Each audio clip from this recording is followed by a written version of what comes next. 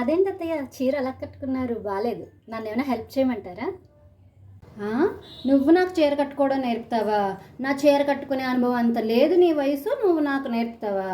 నీకోటి తెలుసా, మా వీధిలో వాళ్ళందరూ చీర కట్టమని నన్నే అడుగుతారు, వాళ్ళకి కట్టమని, అంత బాగా కడతానని.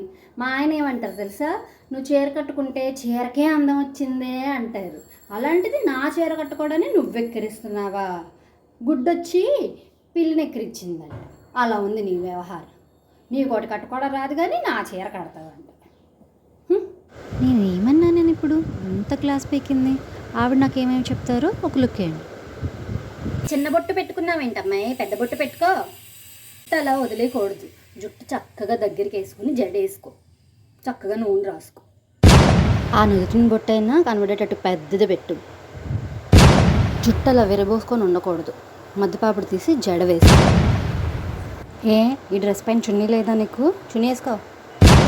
ఎప్పుడు చూసినా ఇలాంటి బట్టలే వేసుకుంటావేటమ్మాయి, చీర కట్టుకోవచ్చు కదా చక్కగా. అమ్మాయి ఇదిగో, అలా కాలు మీద కాలు వేసుకొని కూర్చోకూడదు. అయినా మా కాలంలో మేము మా పెద్దల ముందు పైనే కూర్చునే వాళ్ళం కాదు, కింద కూర్చునే వాళ్ళం. ఇప్పుడు ఉన్నారు పిల్లలు ఏమిటో. అలా ఒంటి గాజులు వేసుకుంటారా ఎవరైనా?